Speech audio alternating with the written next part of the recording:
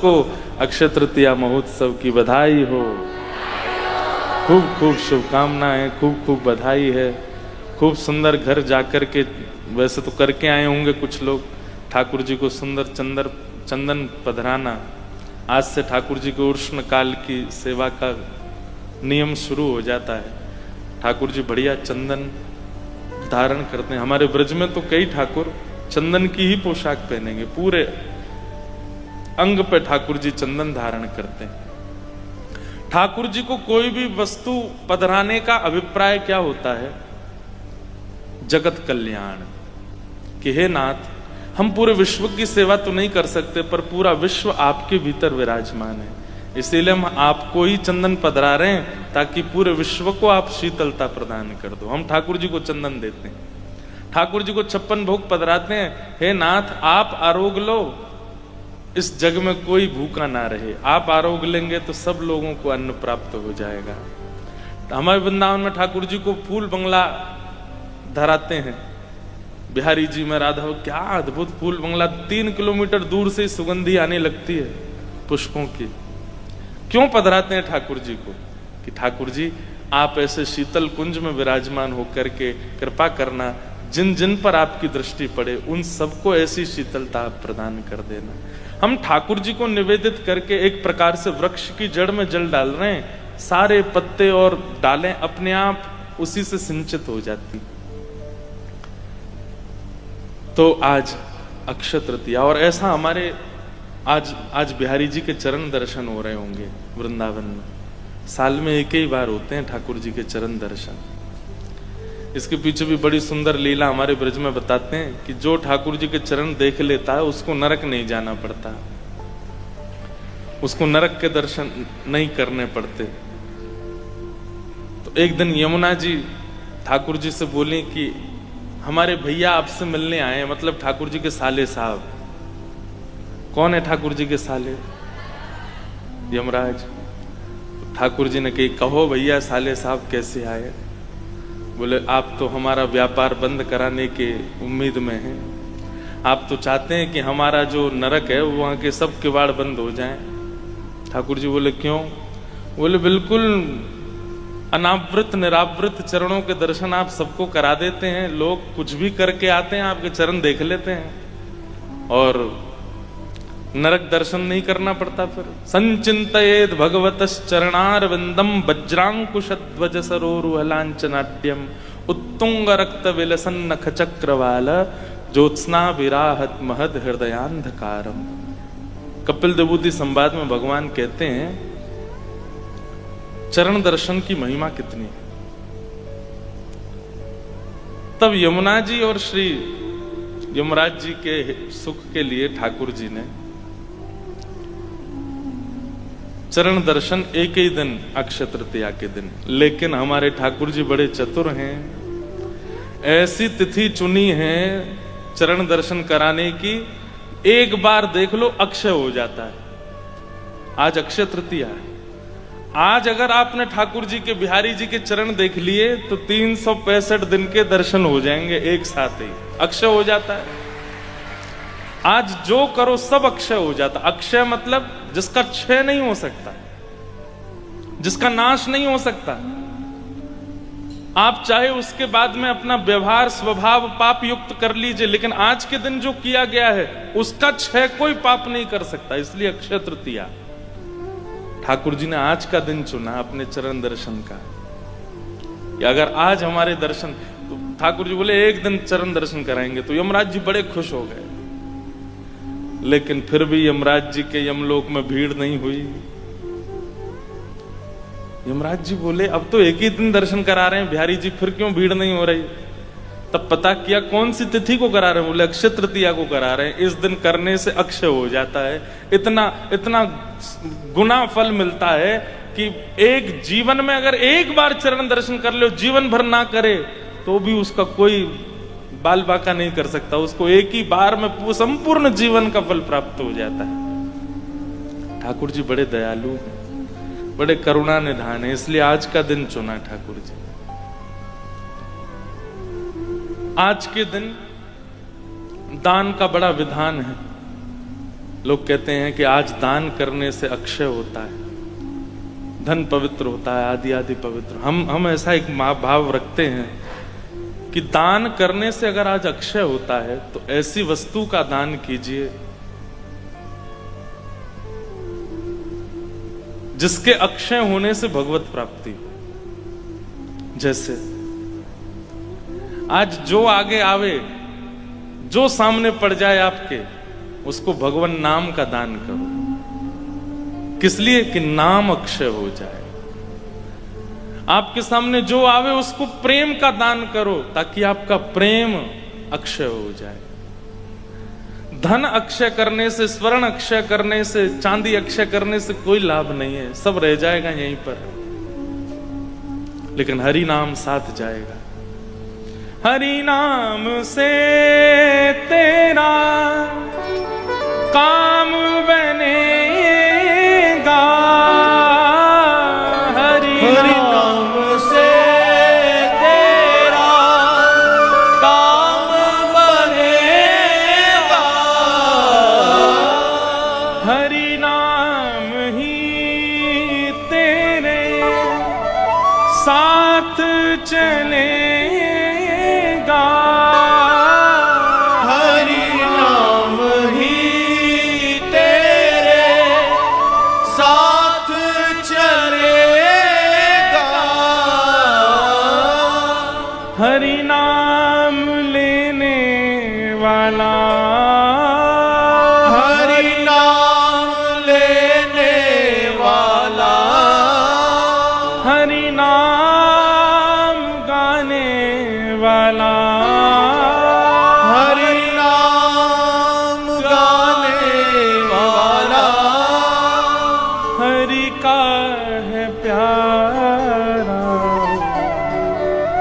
हरि का भजन करो, हरि है हमारा, हरि का भजन करो, हरि है हमारा। आज हमको अक्षय तृतीया पे ऐसे सुंदर कोरस वाले मिल गए। हमारे साथ महाराज जी गा रहे, अक्षय हो गया महाराज जी अब।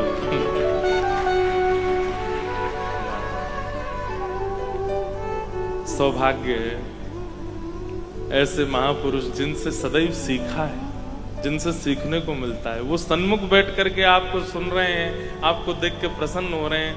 इससे बड़ी कमाई और जीवन की कुछ नहीं हो सकती। तो आज अक्षय तृतीया है।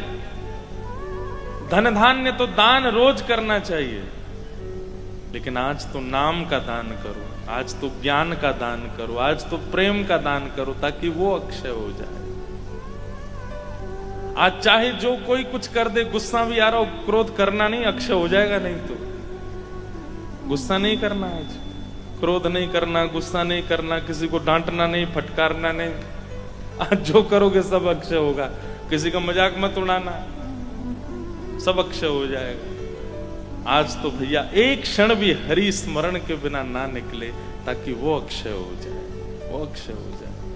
अंतिम श्वास तक हरि स्मृति बनी रहे, क्योंकि वही साथ रहने वाला है और कुछ साथ नहीं जाएगा।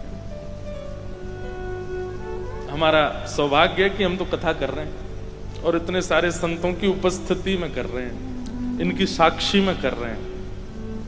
हे नाथ, बस यही कृपा करना कि ये भाव, ये वाणी की सेवा अक्षय हो जाए। बस यही करते रहें, उठते चलते फिरते बैठते गाते नाचते हरे हमेशा बस ये अक्षय हो जाए।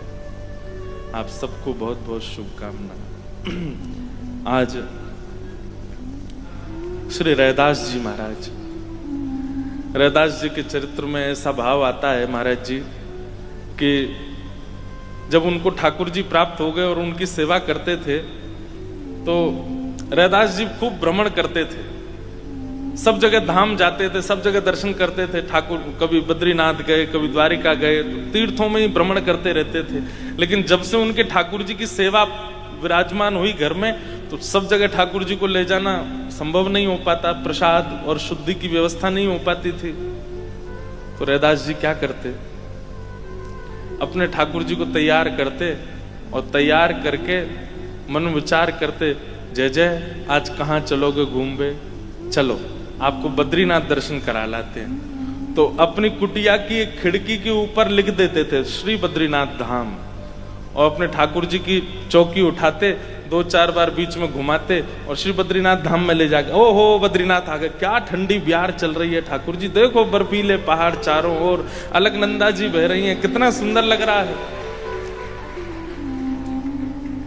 आज पूरे दिन बद्रीनाथ में विराजे।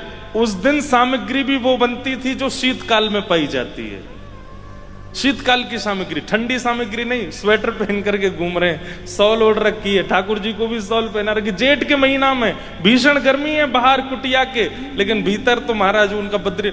और इसका ऐसा उनके साथ में प्रभाव होता था, कभी कभी भयंकर ग्रीष्म ऋतु में गांव के लोगों को सर्दी लगने लगती, कांपने लग जाते। बोले क्या करें, बोले जून जुलाई का महीना, जेठ का महीना चल रहा है, इतनी सर्दी क्यों। जरूर रैदास जी अपने ठाकुर जी को केदारनाथ ले गए होंगे आज, इसलिए पूरे गांव में सर्दी आ गई है आज। उनके ठाकुर जी की जहां स्थिति होती थी वैसी स्थिति पूरे गांव की होने लग जाती थी।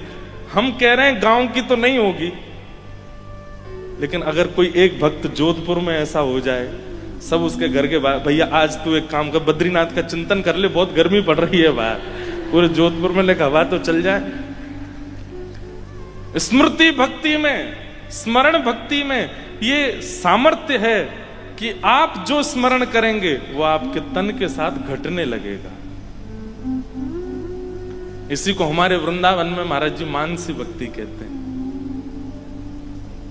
जहां हमारे ब्रज के निकुंज उपासी संत वैष्णव जन नेत्रबंद करते हैं, और नेत्रबंद करते ही ध्यान करते हैं, सुंदर सघन कुंज है, यमुना जी बह रही हैं, आहा सुंदर मोगरा के इत्र डारे गए हैं रज में, खस के इत्र लगाए गए हैं रज में, ऐसी सुगंधी आ रही है।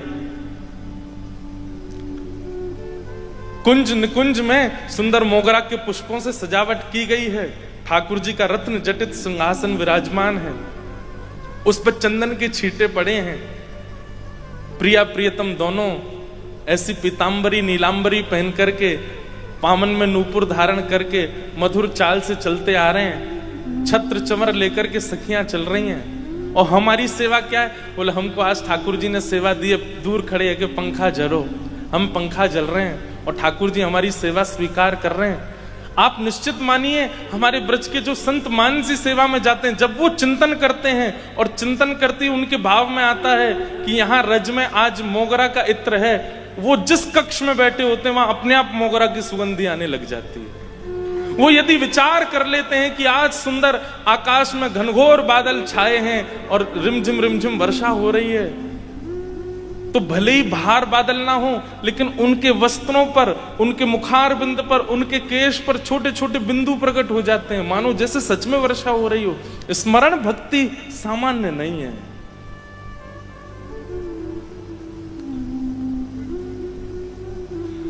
ऐसी स्मरण भक्ति हमारे श्री राधा वल्लभ लाल जी को जिन्होंने प्रकट किया, श्री हितरवंश महाप्रभु, उनके बाल्यकाल की लीला सुनाते हैं और कहते हैं कि महाप्रभु जी तो वंशी के अवतार हैं।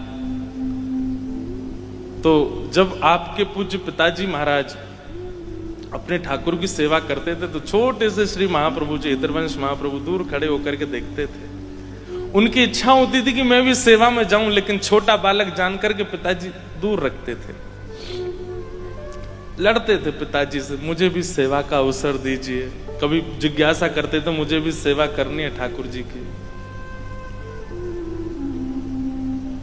तो उनके पिताजी दूर की सेवा देते थे, समीप की सेवा नहीं। दूर की सेवा कैसे? बोले तुम पंखा जला करो दूर खड़े होकर के ठाकुर जी को। कभी कहते ठाकुर जी झूला पे विराज रहे, ये लो डोर पकड़ो, दूर से झुलाते रहो ठाकुर जी को। और जितनी सेवा मिलती थी महाप्रभु जी उसमें बड़े प्रसन्न होते, चलो जो मिले मिल तो जाए। एक दिन महाप्रभु जी ठाकुर जी को झूला झुला रहे थे, छोटे स्वरूप में, और झुलाते झुलाते झुलाते झुलाते उनके नेत्र बंद हो गए, और नेत्र बंद होते ही वो तो निकुंज में प्रवेश कर गए, और निकुंज में एक सखी रूप, वंशी अली का रूप धारण कर लिया। और वहां पर क्या देख रहे हैं कि स्थिर स्थूल मूर्तिमंत ठाकुर जी नहीं है, प्रकट ठाकुर जी हैं। अपने हाथ भी हिला रहे हैं, अपने पाम भी हिला रहे हैं, अपने नेत्र भी मटका रहे हैं। किशोरी जी के गले में गलवैयां देकर के खूब सुंदर सघन कुंज में विहार कर रहे हैं। आहा, ठाकुर जी के रास विहार का दर्शन करने लगे। बहुत सुंदर एक पद है, आ तो राय स्मृति में, एक स्वर दीजिए। आज गोपाल रास रस खेलत, आज गोपाल रास रस खेलत। श्री हितरवंश महाप्रभु का पद है। आज गोपाल रास रस खेलत, आज गोपाल रास रस खेलत, आज गोपाल, आज गोपाल। हित हरिवंश मगन मन श्यामा। किशोरी जी कैसी हैं? बोले मगन मन में है, आनंद में है। क्यों? ठाकुर जी कर क्या रहे हैं? बोले हरत मदन घन पीर रि सजने। सबके चित्त के काम पीड़ा का नाश कर रहे हैं ठाकुर जी अपने नृत्य के द्वारा। अरे भाई, कोई सुंदर श्रृंगार करके आवे, वस्त्र आवरण धारण करके आवे, उसके प्रति इच्छा प्रकट करते हैं। पर ठाकुर जी तो ऐसा नृत्य करते हैं रास में कि उनके रूप लावण्य को देख करके चित्त में जो काम पीड़ा है वो भी नष्ट हो जाती है। ऐसे ठाकुर जी यमुना तट पर रास कर रहे हैं। अब ये क्या है? प्रत्यक्ष में तो हितरवंश महाप्रभु झूला झूला रहे हैं ठाकुर जी को, लेकिन नेत्रबंद हो गए और मन से स्मृति किसकी कर रहे हैं कि ठाकुर जी तो रास विहार कर रहे हैं, और मैं भी एक वंशी अली गोपी हूं, ठाकुर जी के साथ रास कर रही हूं। स्थिति ऐसे होने लगी कि झूला झुलाते झुलाते श्री महाप्रभु जी को प्रश्वेत के बिंदु प्रकट होने लगे, क्योंकि नृत्य कर रहे हैं तो नृत्य में पसीने आ रहे हैं। हाथ से डोर छूट गई ठाकुर जी की, बस हाथ धीमे धीमे चल रहा है, डोर छूट चुकी है। अब इतनी सुंदर लीला है महाराज। अप्रत्यक्ष मानसी भाव में, स्मृति भक्ति में तो ठाकुर जी रास कर रहे हैं, लेकिन प्रत्यक्ष में सामने ठाकुर जी झूला झूल रहे हैं। सावन को महीना है, और सावन में ठाकुर जी झूला काहे को झूले? क्योंकि सावन में हवा नहीं चलती, घनघोर बादल छा जाते हैं तो उमस जैसी होती है, इसलिए सखियां झूला झुलाती हैं ताकि ठाकुर जी को हवा लगे, ठाकुर जी को सुख मिले। सामने झूला पे बैठे हुए ठाकुर जी किशोरी जी तो कहने लगे, हे श्री जी, हे श्यामाजू, मुझको तो बड़ी गर्मी लग रही है, ये हरिवंश बालक तो झुला ही रहे हो। किशोरी जी बोली, पता ना है, वो तो रास की भूमिका में चलोगे और रास को स्मरण कर रहे हो। देखो रास कर रहे हो, आपके हाथ पकड़ करके झूम रहे हो, वो तो स्मृति भाव में चलोगे और स्मरण भक्ति में चलोगे। अब हमारी सेवा कैसे होगी? ठाकुर जी बोले, मुझको तो गर्मी लग रही, मैं कहा करूं?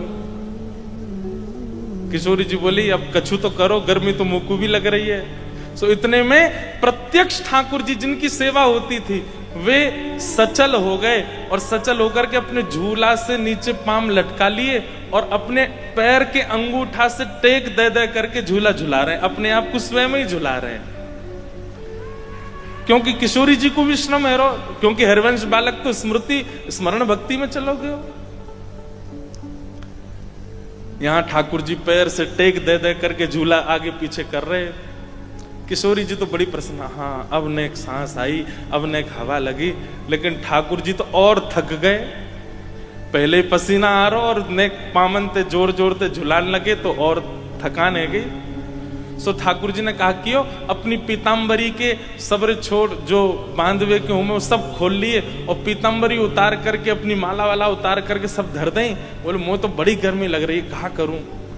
ठाकुर जी जोर जोर से झूला झूलाने, इतने में ही महाप्रभु जी के पिताजी आ गए भीतर। और जैसे ही पिताजी का आगमन हुआ, ठाकुर जी दौड़ करके बिना अपनी पोशाक धारण किए जाकर खड़े हो गए। पिताजी ने आकर के जब देखा तो क्या देख रहे हैं कि हरवंश बालक केवल अपने हाथ को चला रहे हो, हाथ से डोर छूट गई है, लेकिन झूला अपने आप चल रहा है और ठाकुर जी अपनी पीताम्बरी आदि उतार करके और बिल्कुल अपने स्वरूप में खड़े हैं। लेकिन वो इस भेद को पहचान नहीं पाए कि हुआ क्या था यहां पर। ये झूला अपने आप चल कैसे रहा है। स्मरण भक्ति, स्मरण भक्ति में आपका तन कहीं भी हो सकता है। स्मरण भक्ति में आपके आसपास का व्यवहार कैसा भी हो सकता है। स्मरण भक्ति में आपके आसपास के लोग विचित्र हो सकते हैं, परंतु आपकी स्मरण भक्ति में यदि ताकत होगी तो आप देह से चाहे जहां बैठे हो, हृदय से, आत्मा से, मन से आप वृंदावन पहुंच जाओगे और वहां पर लीला का अनुभव करने लगोगे। स्मरण भक्ति में इतनी शक्ति है, आप जोधपुर में बैठ करके केवल ध्यान लगा करके अनुभव कर सकते हैं कि आज श्रीनाथ जी ने कैसी पोशाक धारण की होगी, आज वृंदावन बिहारी लाल जी का कैसा बंगला मनोरथ हो रहा होगा, आज श्री राधारमन लाल जी में कैसी विशेष सेवा हो रही होगी। ये जोधपुर में बैठे बैठे आप स्मरण भक्ति से कर सकते हैं। ये कोई चमत्कार नहीं है बंधुओं, चमत्कार के रूप में इसको मत लीजिएगा। इसका अभिप्राय ऐसा है कि स्मरण भक्ति इतनी पुष्ट हो जाती है, फिर आप जो विचार करते हैं वैसा ही हो रहा होता है वहां पर। ये कोई चमत्कार नहीं है। आपने अगर विचार कर लिया कि आज राधा वल्लभ जी ने पीली पोशाक पहनी हो तो पीली ही पहनी होगी। स्मरण भक्ति इतनी तीव्र हो जाती है, फिर आपकी स्मृति में वही आता है जो है, उसके अलावा कुछ नहीं आएगा। पर इस स्मरण भक्ति को पुष्ट करना होगा, और इसकी पुष्टि के लिए शिकायत नहीं, इसकी पुष्टि के लिए पूर्ण समर्पण ठाकुर जी के प्रति, और इसकी पुष्टि के लिए नित्य, जिस प्रकार दवाई बेनागा ली जाती है वैसे नित्य दवाई औषधि के रूप में नित्य सत्संग हो, नित्य। और सत्संग में भी ठाकुर जी की लीला का चिंतन, लीला का स्तवन, कोई ब्रज लीला, कोई रास लीला, कोई भाव लीला, ठाकुर जी की लीलाओं का। और अगर सत्संग श्रवण में नहीं मिलता, ऐसा हो नहीं सकता, इतने आधुनिक यंत्र आप सबके पास, फोन है, रोज सत्संग मिले ना मिले ऐसा हो नहीं सकता। आप नित्य कर सकते हैं, नित्य सत्संग करना है।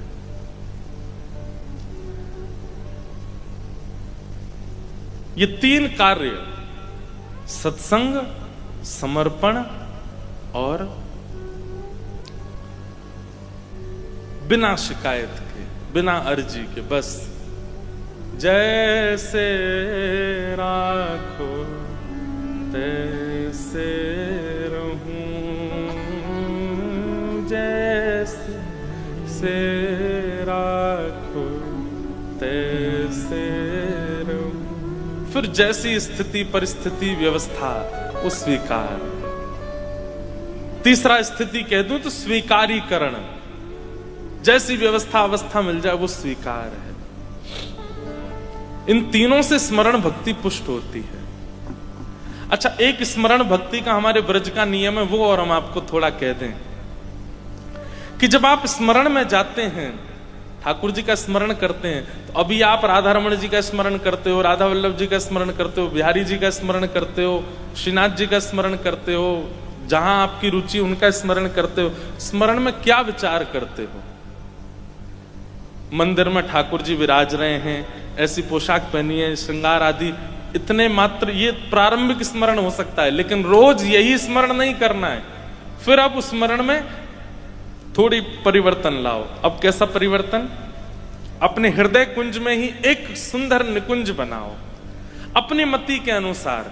ऐसे वृक्ष हैं, ऐसे पुष्प हैं, ऐसी पवन है, ऐसी नदी बह रही है, ऐसी सुंदर सेज है, और जिनका आप स्मरण करते हो, राधा रमण, राधा वल्लभ बिहारी जी, श्रीनाथ जी, उन्हीं ठाकुर जी को सचल मान करके वहां विराजमान करो। और सचल रूप में ठाकुर जी आपके सामने सेज पर विराज रहे हैं। उसके बाद अपने गुरुदेव का स्मरण करो। हमारे गुरुदेव कौन? जिनकी कृपा से हम ये सब भाव धारण कर रहे हैं, जिन्होंने हमें नाम दीक्षा, गुरु दीक्षा एवं दिशा प्रदान की, उन गुरुदेव का भी एक आसन लगा दो। बहुत ध्यान से सुनिएगा, बिना गुरुदेव को आसन पधराए यदि आप स्मरण भक्ति में जाएंगे, मानसी भक्ति में जाएंगे, तो हो सकता है आपसे अपराध बने।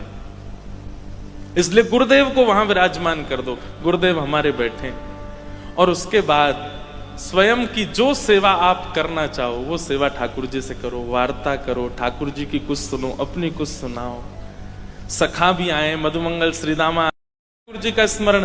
परसों के स्मरण में गुरुदेव, निकुंज और श्री ठाकुर जी का स्मरण। उसके अगले दिन में फिर कोई अन्य व्यवस्था का स्मरण, फिर किसी पोशाक का स्मरण, फिर ठाकुर जी को कोई भोग पधराया गया उसका स्मरण। इस प्रकार अपनी स्मरण भक्ति में आगे बढ़ना है। एक दिन ऐसा आएगा कि आप स्मरण भक्ति में प्रवेश करेंगे और कितने घंटे बीत जाएंगे, कौन आकर के आपसे क्या कह गया, क्या बोल गया, आपसे क्या सुना गया, आपको पता भी नहीं चलेगा। आपके तन पर उसका प्रभाव होगा जो आप स्मरण कर रहे हो, जो आपकी स्मृति में चल रहा है। ये स्मरण भक्ति है। स्मरण भक्ति के लिए सबसे ज्यादा आवश्यक है नित्य लीलाओं का चिंतन, नित्य लीलाओं का श्रवण। अपनी आज ही कहीं जाकर के आप लोग कोई लीला चिंतन करने लगेंगे, क्षमा कीजिएगा, कुछ ऐसा चिंतन में आ जाएगा जो नहीं आना चाहिए था। इसलिए जल्दीबाजी मत कीजिएगा। पहले खूब रसिकों को सुनो, रसिकों के पद गाओ, रसिकों का ध्यान कर करके उनकी भावों को, उनकी लीलाओं का चिंतन करो। उसके बाद लंबा समय रसिकों को देने के बाद तब स्मरण भक्ति में प्रवेश करो। स्मरण करो, स्मरण करके जैसा आप चिंतन करोगे वैसा ठाकुर जी भाव प्रकट करेंगे। अब स्मरण भक्ति में परहेज क्या है? सबसे बड़ा परहेज वैष्णव अपराध नहीं। कोई तिलक धारण करे है, किसी ने कंठी में पहनी है तुलसी माला, हाथ में नाम जपक माला है, उसकी वेशभूषा में धोती है, बगलबंदी है, पटक, किसी भी रूप से वो ठाकुर जी के भेष में है, तो भी उसका अपराध नहीं करना है।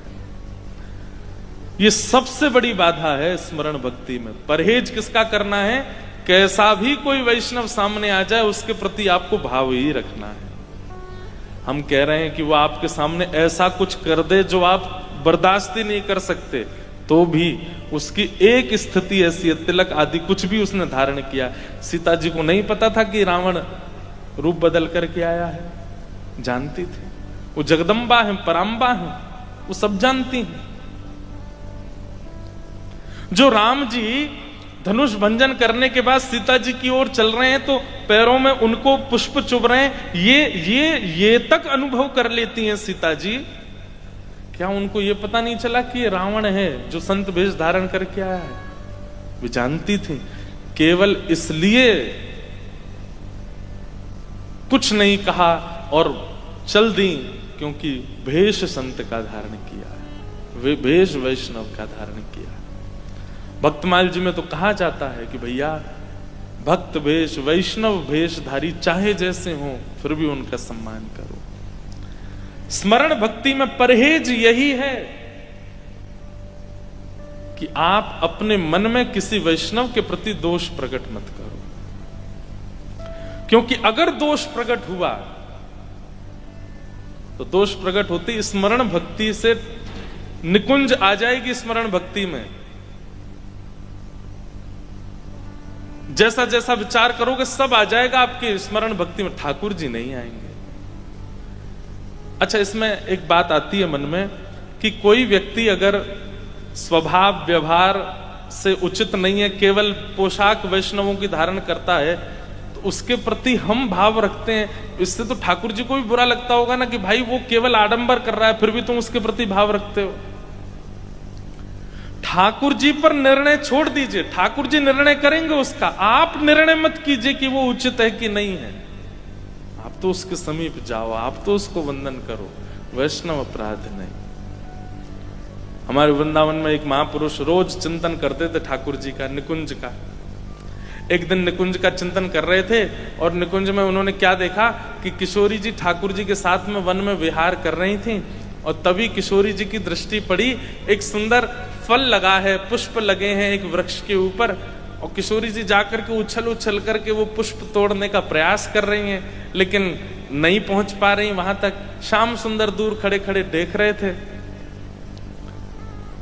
किशोरी जी बोली, देखते ही रहोगे दूर खड़े खड़े, यो ना है कि नेक आए करके या कुछ नेक डाल को झुकाए दो, मैंने पुष्प ले लूं, फल ले लूं, बस दूर खड़े खड़े दतुइयां दिखा रहे हो अपनी।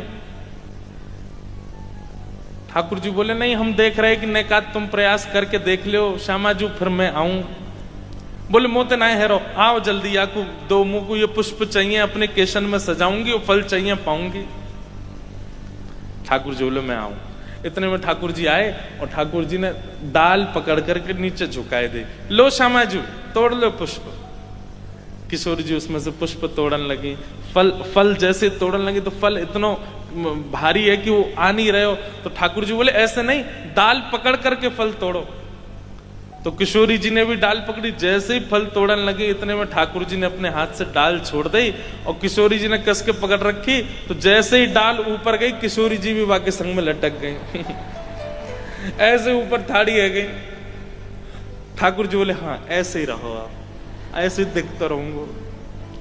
अब ये लीला एक महापुरुष अपने स्मरण में चिंतन कर रहे थे, और जैसे ही ठाकुर जी ने वो डाल छोड़ी और किशोरी जी ऊपर गई, वो महापुरुष जोर जोर से हंसने लगे, अरे श्याम सुंदर तुम्हारी लीला अद्भुत है, अरे लाला जी कहा कर दियो, किशोरी जी हमारी बड़ी कोमल है, तुमने जी कहा कर दियो, डाल पे लटक गई बेचारी, अरे जल्दी नीचे करो।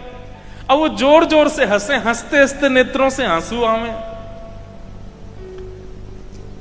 विचार कीजिएगा,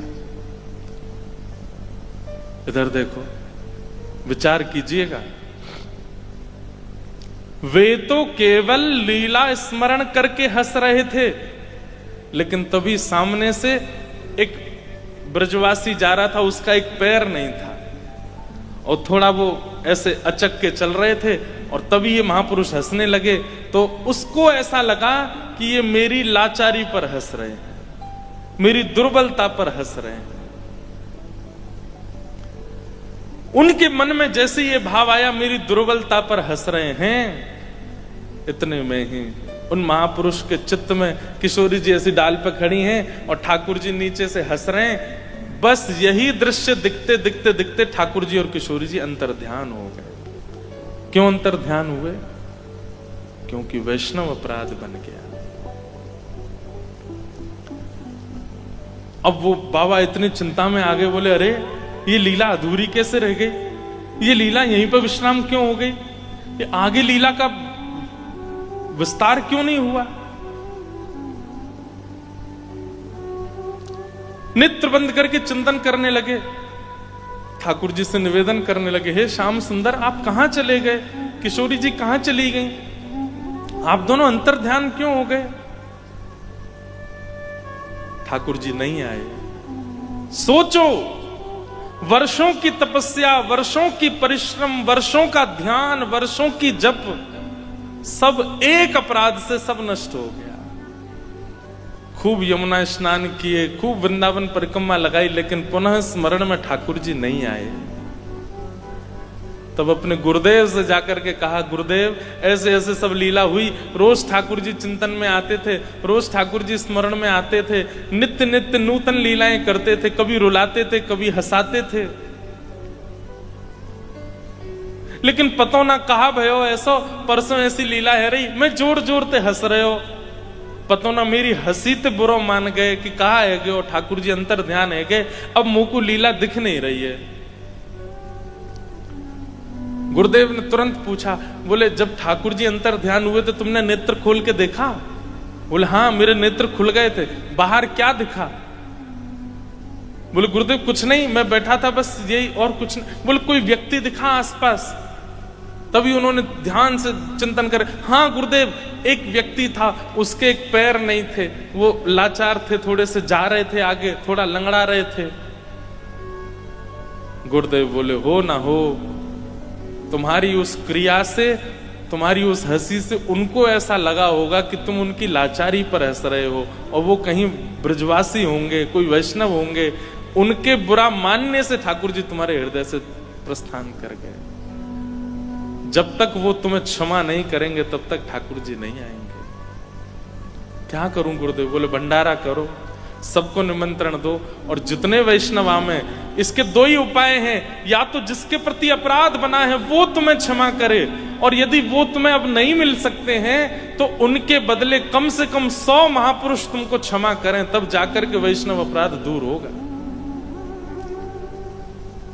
उन्होंने भंडारा कराया, भंडारा करा करके जितने महापुरुष पधारे सबको दक्षिणा प्रदान करें, और सबके चरणों में प्रणाम करके कान पकड़ के कहें, मुझे क्षमा कर दो। अब जैसे ही वो कहें क्षमा कर दो, तो महापुरुष, अरे तुमने कुछ किया ही नहीं, क्षमा क्यों मांगते हो, इधर आओ। सब लोग अपने हृदय से लगा में उनको क्षमा करते गए। जब 100 वैष्णवों को प्रणाम करके क्षमा मांगी, और क्षमा मांग करके गुरुदेव को जाके कहा कि मैंने भंडारा किया, सबसे क्षमा मांगी। बोले, अब जाओ, यमुना स्नान करो, ब्रजरज लगाओ, नेत्र बंद करके देखो ठाकुर जी दिखते हैं कि नहीं। जैसे ही जाकर के स्नान करके रज लगा के ध्यान में बैठे, तुरंत क्या लीला प्रकट हुई कि ठाकुर जी नीचे खड़े खड़े हंस रहे हैं और किशोरी जी ऐसे डाल पर खड़ी हैं। पुनः वही लीला वहीं से प्रकट हो गई। अनुनय विनय करने लगे, हे ठाकुर जी, किशोरी जी को नीचे बुलाओ। किशोरी जी बोले, एक बार नीचे उतारो, तुम्हें बताऊंगी मैं। जैसे ही ठाकुर जी ने किशोरी जी नीचे उतारी, अब यहां तो ठाकुर जी डाल पकड़ के नीचे कर रहे थे, किशोरी जी ने देखी दोनों हाथ इनके व्यस्त हैं, इतने में ही यहां कमर में बंधी वही वंशी निकार करके किशोरी जी भाज गई वहां से।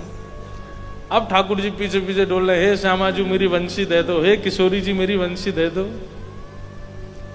या वंशी मोरे प्राण बसत हैं, या वंशी मोरे प्राण बसत, राधे रानी राधे रानी तेरा वंशी मोरे।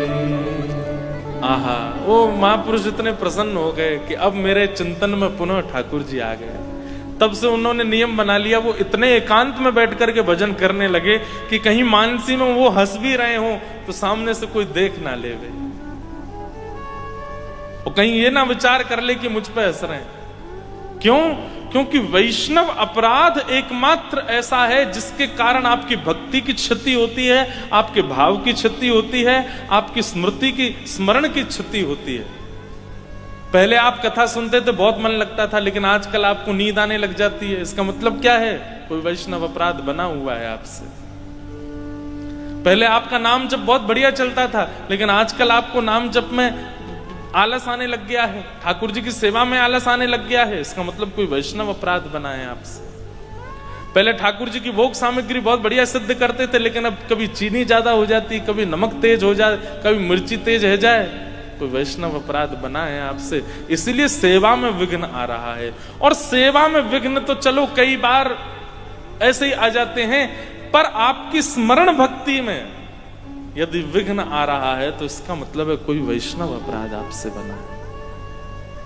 इसलिए स्मरण भक्ति का परहेज है, कोई वैष्णव अपराध ना बने। सब वैष्णवों के आगे हाथ जोड़ा करो, सबसे प्रार्थना किया करो, और बोल के जाके नहीं कहना कि हमें क्षमा करो, दूर से ही उनके चरणों में प्रणाम निवेदन करके हमें क्षमा कर दीजिए, हमसे कोई वैष्णव अपराध ना बन जाए। ठाकुर जी से ठाकुर जी को मांगना, ठाकुर जी से धाम मांगना, ठाकुर जी, ये तो बहुत आगे की बात है। उससे पहले बहुत पवित्रताएं मांगनी है ठाकुर जी से।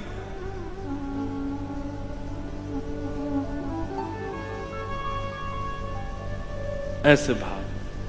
तो स्मरण भक्ति में परहेज क्या है? कोई वैष्णव अपराध ना बने। स्मरण भक्ति में दूसरा परहेज अन्न की शुद्धि, क्योंकि जैसा खाओ अन्न वैसा होवे, और मन ही शुद्ध नहीं होगा तो स्मरण कैसे शुद्ध होगा।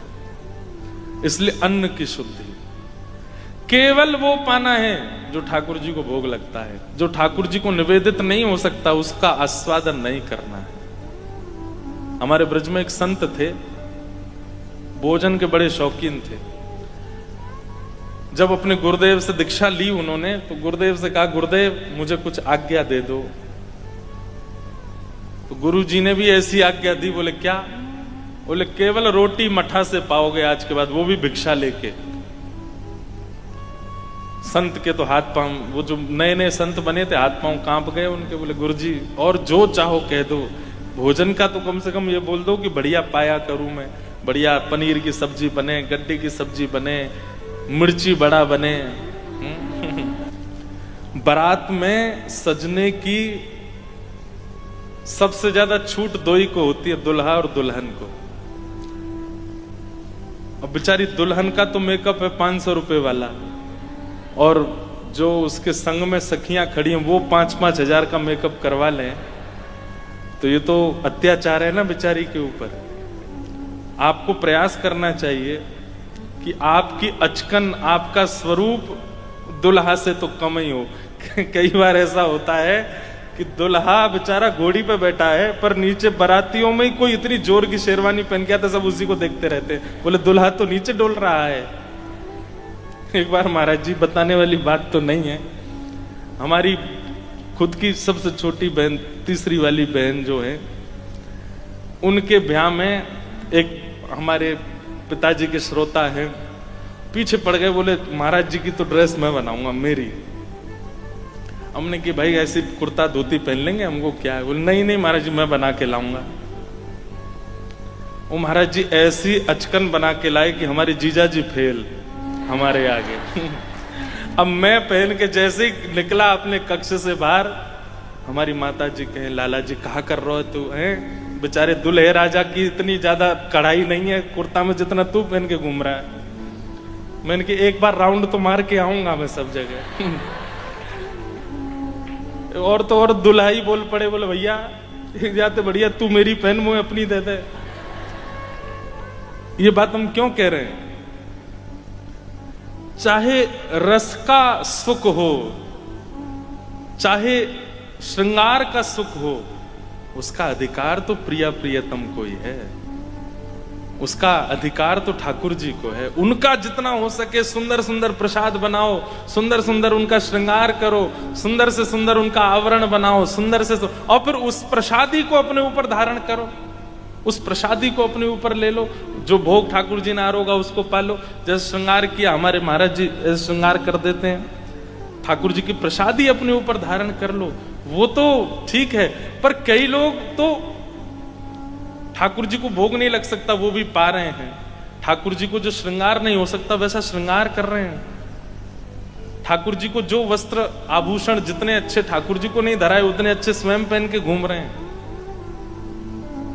ये तो फिर ये भक्त का स्वरूप नहीं है। भक्त तो अपने ठाकुर जी को सजा धजा के खिला पिला के मस्त रखता है, स्वयं उनकी प्रसादी ग्रहण करता है। तो स्मरण भक्ति का दूसरा परहेज है अन्न की शुद्धि। वही पाना है जो ठाकुर जी को निवेदित हो सकता है, और जो ठाकुर जी को निवेदित नहीं हो सकता, ठाकुर जी को प्रसादी जिसकी नहीं हुई है, वो सेवन करने का अधिकार आपको नहीं है। यदि आप उसको करेंगे तो माफ कीजिएगा, श्रवण भक्ति, कीर्तन भक्ति, बाकी भक्ति आपकी पुष्ट होंगी, पर स्मरण भक्ति में आप निपुण नहीं हो पाओगे। स्मरण भक्ति की निपुणता के लिए तो अन्न की शुद्धि, वाचो वेगम, अपनी जीव पर थोड़ा सा लगाम लगाइए। और दूसरी बात, जो ठाकुर जी को निवेदित करते हैं हम वस्तु, ठाकुर जी को निवेदित करने से पहले वो वस्तु है, सामग्री है, पर निवेदित करने के बाद वो प्रसाद है। उसके प्रति वो सामग्री बुद्धि नहीं होनी चाहिए कि ये बेसन का लड़ुआ बहुत बढ़िया है, ये मिर्ची बड़ा बहुत अच्छा है, पराठा बहुत अच्छा है। नहीं, वो प्रसाद है। उसके प्रति अन्न और अन्य सामग्री की बुद्धि नहीं होनी चाहिए। इतनी सावधानी रखेंगे तब मन शुद्ध होगा और तब मन में स्मरण भक्ति प्रकट होगी।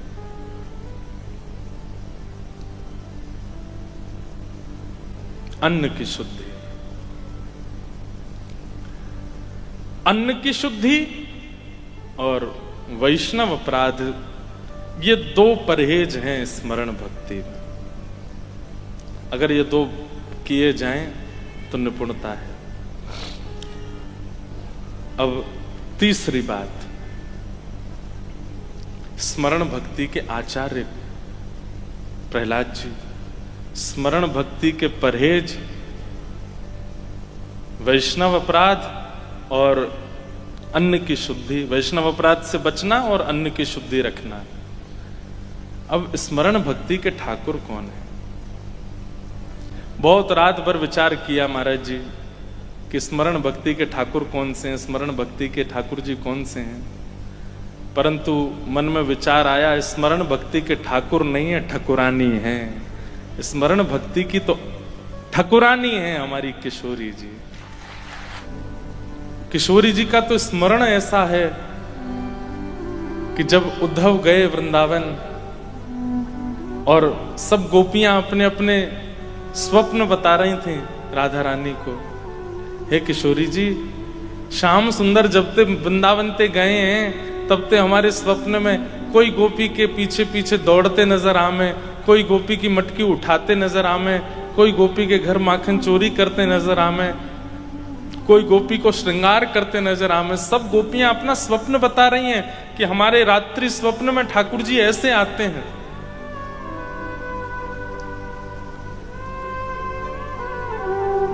गोपियां कहती हैं, हे श्यामाजू, ने अपने स्वप्न के बारे में बताओ, आपके स्वप्न में ठाकुर जी कैसे आते हैं?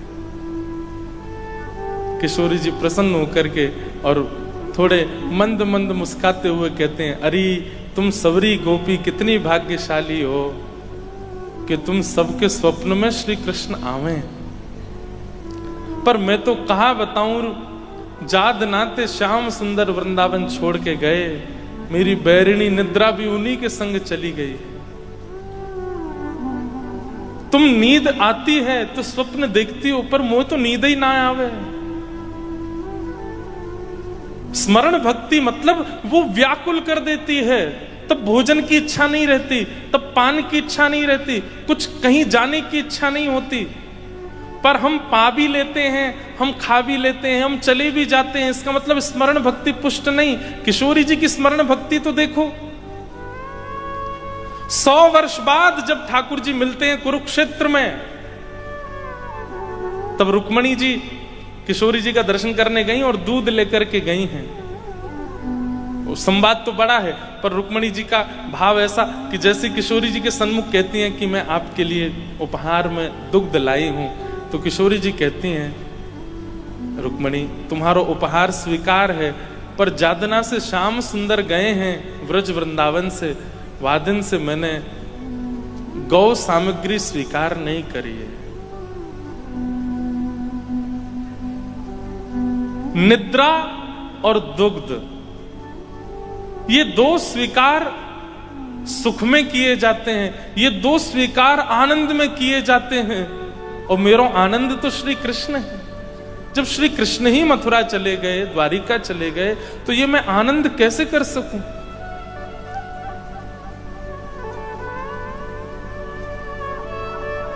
तभी रुक्मणी जी कहती हैं, हे किशोरी जी, ये दूध स्वयं द्वारिकाधीश ने आपके लिए भेजा है। जैसे ही सुनती हैं ठाकुर जी ने भेजा, तुरंत पात्र ले लेती हैं, मुख से लगा करके संपूर्ण दुग्ध का पान, आज 100 वर्ष बाद दुग्ध पान करती हैं, ठाकुर जी ने भेजा।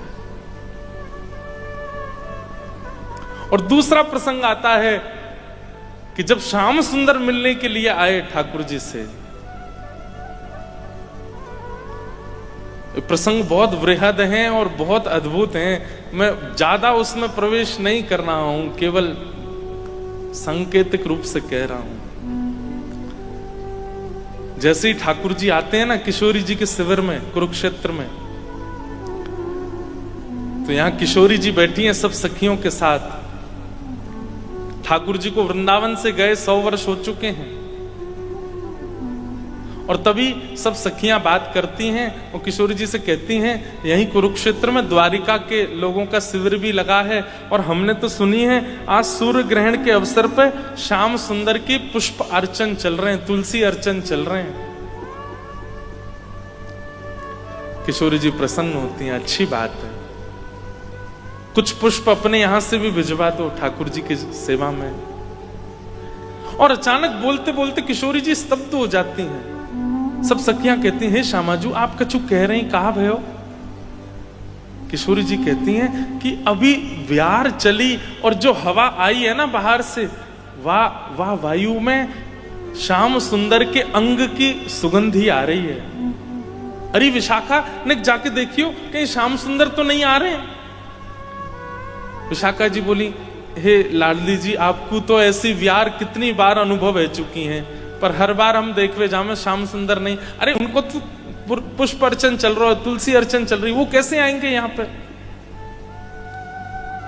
किशोरी जी कह रही हैं, पर इस बार की सुगंधी पूर्ण रूपेण वैसी है जैसी श्याम सुंदर के अंग की है, एक बार जाके देखना कहीं श्याम सुंदर आ रहे हैं। विशाखा जी जाकर के जैसे ही पर्दा हटाती हैं तो देखती हैं कि श्याम सुंदर चले आ रहे हैं, द्वारिकाधीश किशोरी जी की तरफ आ रहे हैं।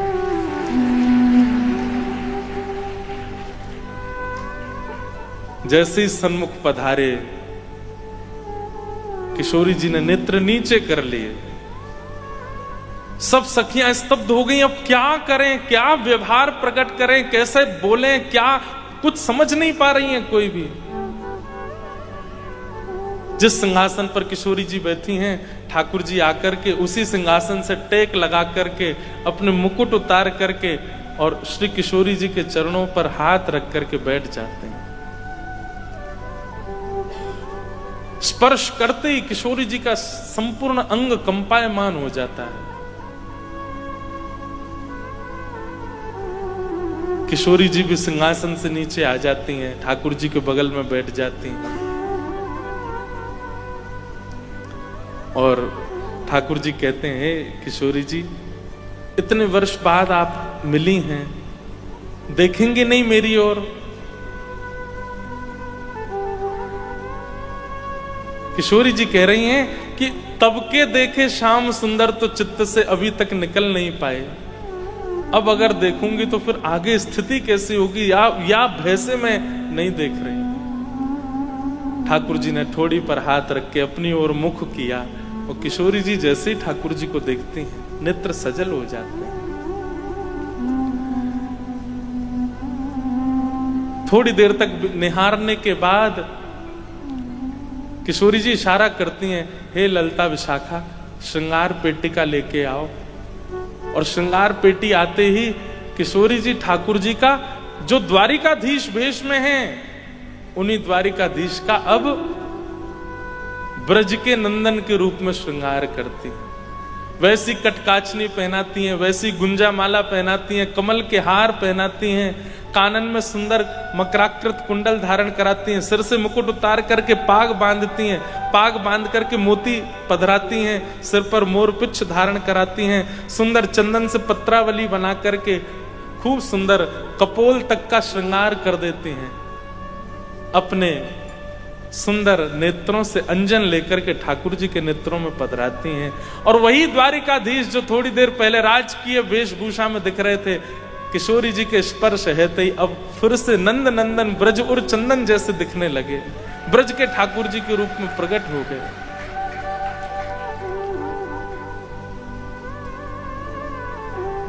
हो तो दासी नित्य तिहारी, हो तो दासी नित्य तिहारी।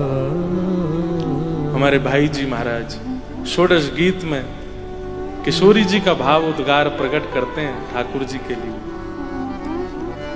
प्राणनाथ जीवन धन मेरे, प्राणनाथ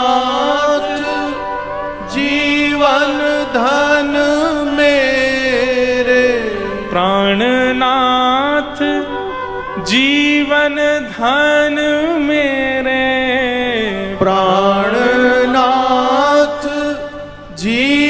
जीवन धन मेरे हो तुम पे मैं बलिहारी, हो तुम पे बलिहारी,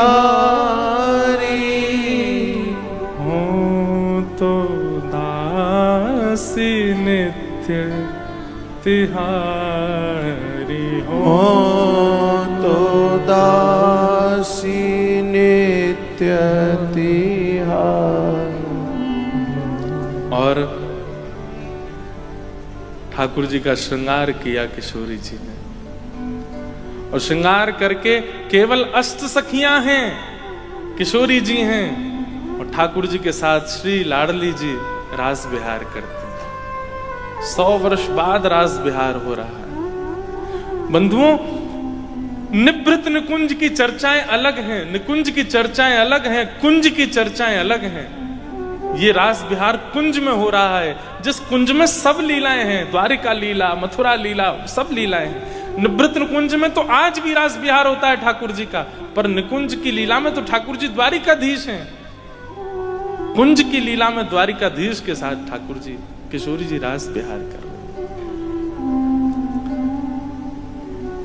और रास विहार करके जब ठाकुर जी वापस अपने शिविर की ओर जा रहे हैं, तब आज 100 वर्ष बाद किशोरी जी कहती हैं, अरे ललिते नेक सेज बिछाए दे, मुझको नींद आ रही है, आज सोऊंगी मैं। 100 वर्षों से सोई नहीं है किशोरी जी, और आज अपनी शयन शैया पर पौड़ जाती हैं, और पौड़ करके मानो जैसे इतने वर्षों की निद्रा, आज तृप्ति का अनुभव तो हो नहीं सकता, पर वो किंचित तृप्ति जो है उससे निद्रा आज इतने, अरे स्मरण, ऐसा स्मरण कौन करता होगा जैसा हमारी किशोरी जी का। इसलिए मैं कहता हूं कि ठाकुर सब भक्ति के हैं, पर स्मरण भक्ति की तो ठाकुरानी श्री राधा रानी। यहां स्थिति ये हो गई कि ठाकुर जी जैसे लौट करके गए द्वारिका के शिविर में, गए तो थे राजकीय वेशभूषा में, लेकिन लौट के आए श्याम सुंदर बन के। महाराज, आज तक रुक्मणी आदियों ने ठाकुर जी का राजाधिराज स्वरूप देखा था, लेकिन आज जैसे ही ब्रज के लाला को स्वरूप देखो है, आज रुक्मणी जी समझ गई कि ब्रज की गोपियां और श्री किशोरी जी क्यों ब्रज के श्री ठाकुर जी का स्वरूप बरहा पीड़म नटवर वपुः कर्णयो कर्णकारम विव्रत वासः कनक कपिसम वैजयंतीम च मालाम, उस स्वरूप पर इतनी आसक्ति क्यों है सबकी, आज देख लिया किशोरी जी। रुक्मणी जी ने वो दर्शन किया।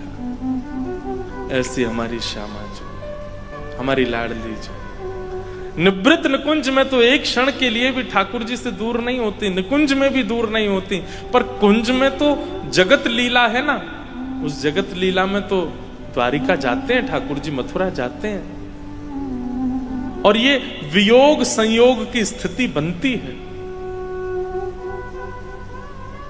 तो वहां स्मरण भक्ति की ठाकुरानी है हमारी किशोरी जी, हमारी लाडली जी। इसलिए भैया, स्मरण भक्ति यदि पुष्ट करनी है, मोहे तो भरोसो है तेरो रे किशोर।